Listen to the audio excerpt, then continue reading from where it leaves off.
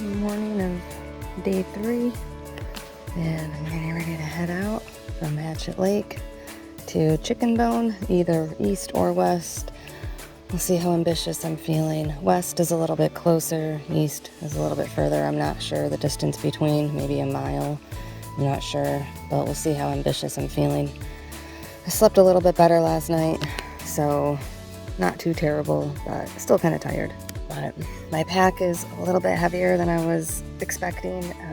I have 3 liters of water this time, so I don't want to have a repeat of the last 2 days where I'm down to like a half liter and I still have like a mile to go to the campsite. I just don't like that. So I'm carrying 3 liters this time, and that's definitely, like, I feel it. I feel the weight. I feel like I have not reduced my weight at all. And it feels like I have instead gained weight since I started Monday even.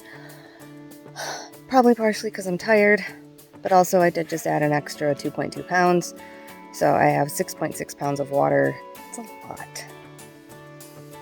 But at least it'll get me there. I won't have to worry about it. And I'll be drinking it as I go, so even though I swear I do not feel the reduction in weight at all, I swear by the time I get to the campsite, my pack feels even heavier, and I think it's just sheer exhaustion. So we'll see how today goes.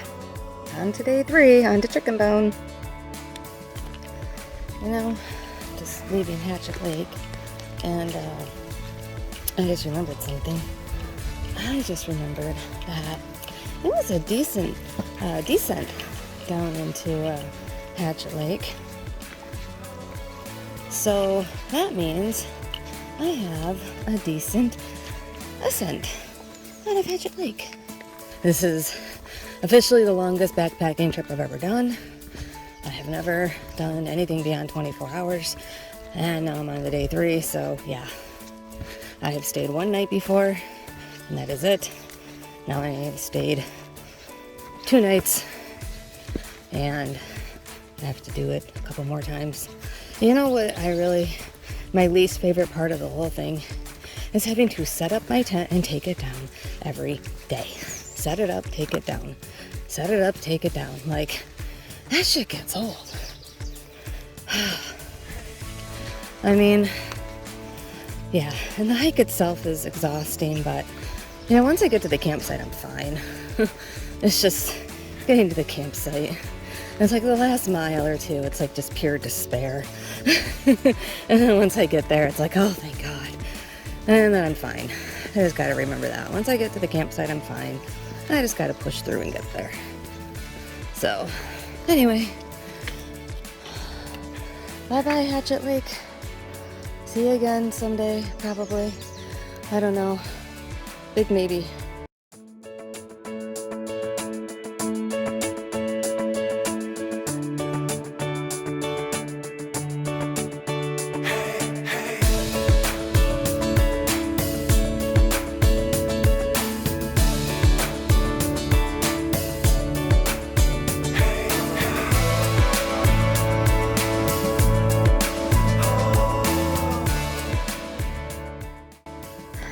So I have to say, this stretch between Hatchet Lake and West Chickenbone on the Greenstone is probably the hardest stretch I've done so far. My left knee is starting to hurt, which is great. My left ankle hurts from tripping and falling earlier. And I've already, been rolling it this whole time. My left ankle's the weaker one because I sprained it years ago, so. But this trail is just, I'll just show you. I don't even know. Like, this is what this trail is. It's just all these rocks. And it's just, right now I'm just going downhill, which is good, but it's also bad. Downhill's, I think, actually harder than uphill in a lot of ways because it's hard on your feet, it's hard on your knees, it's hard on your ankles. And it's like just uneven, rocky terrain all the way down. And then there's roots there too sometimes. So, I mean, the uneven, rocky terrain I'm used to in California, for sure. It's not like I'm not used to it. It's just, you know, I'm not used to doing this while carrying 35 pounds on my back. And yeah.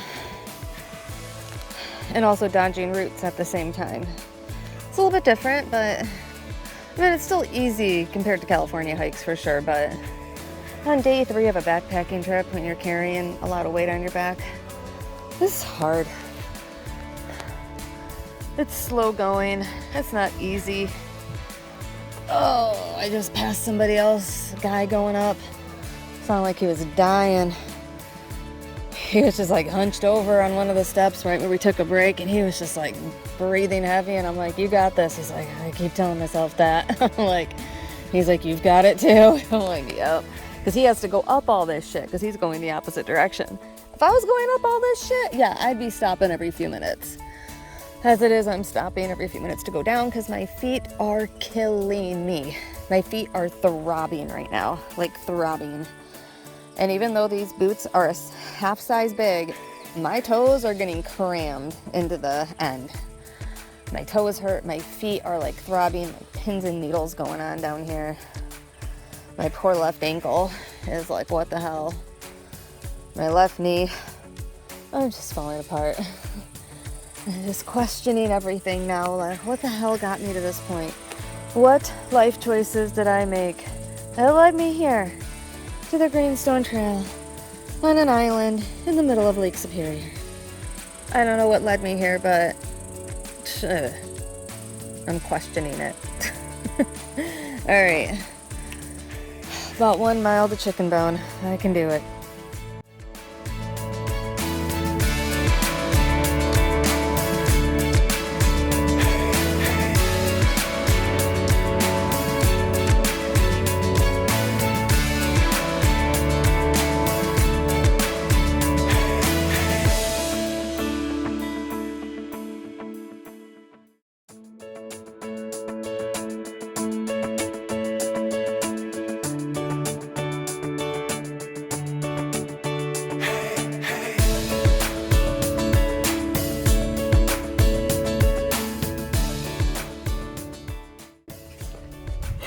Oh my god, someone just came to check on me because I screamed.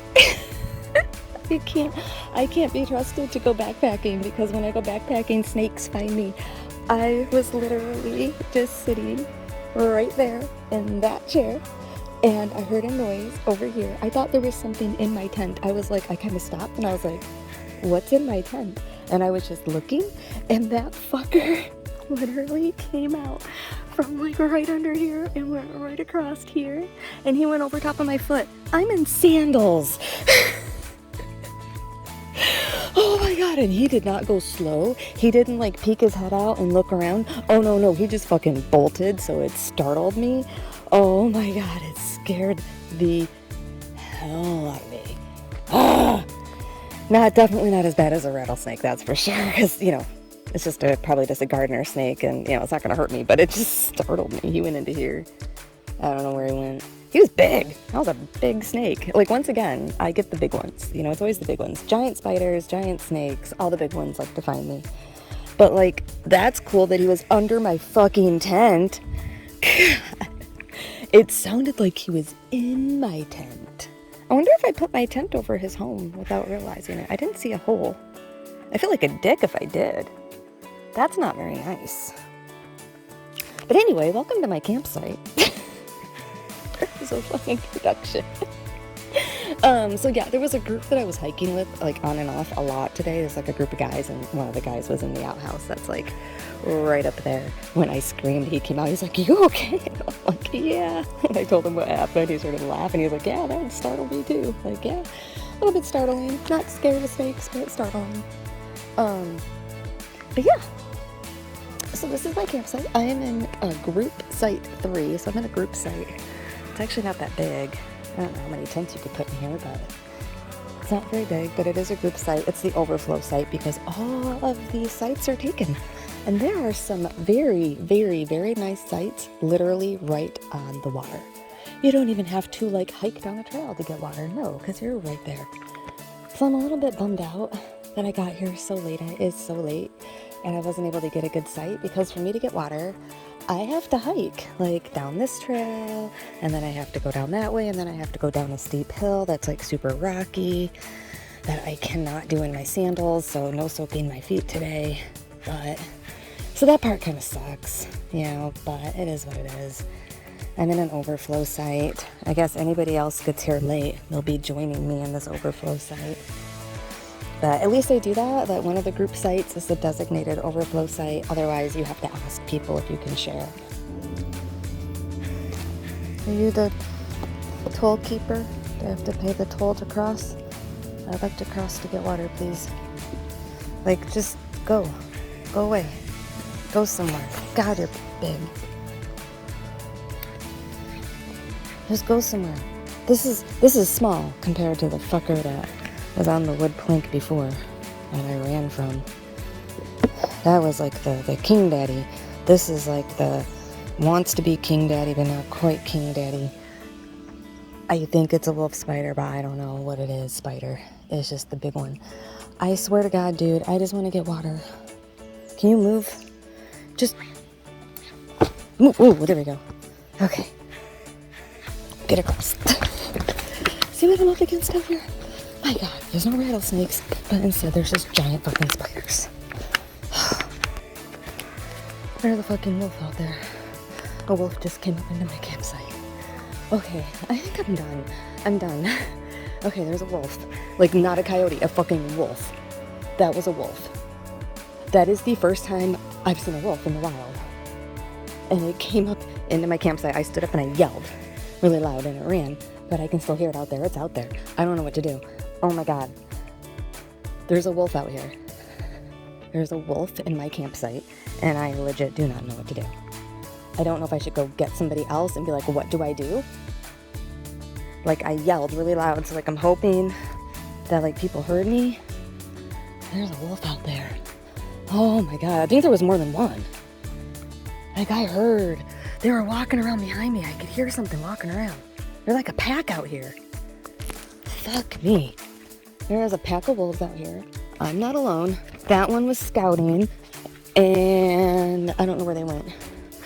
Oh my fucking God. I'm like done. I'm done. Oh, I'm shaking from that.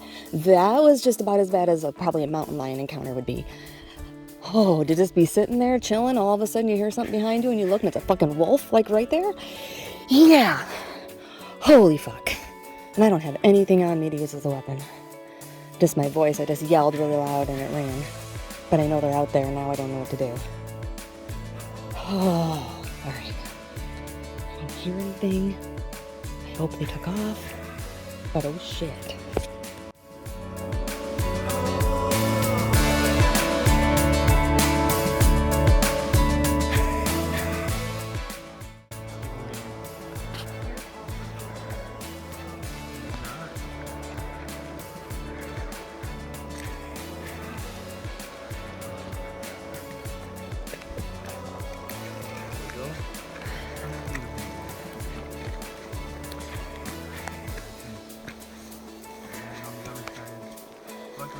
So as you can see, I'm no longer in my campsite. Campsite 3 is over there. There's another big group in that site now. Like a group of like 5 people, so I would let them know about the wolves. Everyone's been going over there wanting to see the wolves. It's that campsite's right over there. But after the people over here, there were just 3 people initially. And then the other group of guys, it's actually a Boy Scout troop. They're down that way. They're the ones that I've been hiking with a lot today from Hatchet Lake to here. Well, they all heard me yell. And so when I came back, I came running over here after the wolves. Like I was like, I stood there and I waited. And then once I knew that I couldn't hear them anymore, I came over here. And people were like, I heard you yell at night. There's a pack of wolves came into my campsite. So yeah, they were like, come over here. So I moved over with them. And then another group of 5 people showed up over there, and they got warned, and they came over here too. So there's a whole bunch of us over here at this group site. And there's 5 people over there at that group site. But at least I let them know, about the wolves, and at least they're prepared. At least they know that, like, if they hear noises in the woods around them, it might be the wolves. So at least they're, they know what to expect, and they're not going to be as surprised as I was. But yeah, that was freaky, because I was literally just sitting there in my chair. I was actually editing a video from earlier in the trip, and I could hear something walking around me. All around me, I could hear it. But like, the squirrels make a lot of noise. Squirrels sound like huge animals out here, and that's kind of what I figured. I just thought it was squirrels running around in the woods behind me. Had no idea. And then I could hear it getting closer, and that's when it was like right next to me. And I just happened to stand up and look, because I thought maybe it would be a moose, because it was sounded so big at that point. I knew it wasn't a squirrel. I stood up and did not expect to see a white, big-ass wolf. Like, that thing was huge. So yeah, there it was, and it came like right up to me. Like, not right up to me, but like it came within, I don't know, probably 5 feet of me. Like, I stood up and I just stared right at it, because, that's what you do, I guess. And I just looked right at it, and it like took a couple more steps towards me, and then it stopped, and it came up to like the edge of the bushes. And I was just a few feet from the edge of the bushes, so like it came within probably 5 feet of me. And then I happened to look behind it, because I could hear stuff still. And there were like 3 more wolves behind it, 2 or 3 more wolves behind it. And I was like, fuck. And that's when I just started yelling. And it took off. But then, like, I could still hear them. I could still hear them walking around. So I got my trekking poles, and I started like clanking them together really loud, because I'm just like, I don't know what to do. It's just like a mountain lion, right? You want to like make a lot of noise, look really big. And that's what I did. Like, I waved my arms and I just yelled, "Get out," is what I yelled. It was like the first thing that came to my mind was just "get out." And yeah, it worked. It understood "get out," or at least it understood yelling and waving arms. And yeah. And then once I couldn't hear them anymore, I waited like another minute to make sure I couldn't hear them anymore, because I didn't want to retreat if they were still there, because I don't want them to chase me. Once I couldn't hear them anymore, that's when I came over here. And now I'm in this group site with a lot of other people. Oh, my solo trip has been temporarily turned into a group trip, but still on my own tomorrow. So as long as we all survive tonight. Fucking wolves. It's crazy. I think they said there's only like 27 or 30 wolves on this entire island. And I just saw like 3 or 4 of them. And wolf sightings are very, very rare here as well. Very rare. Whereas moose sightings, really, really common. I haven't seen a single moose. Instead, I see the rare thing. A fucking pack of wolves. Alright. This trip, hopefully there's no more surprises, because I'm done with the surprises.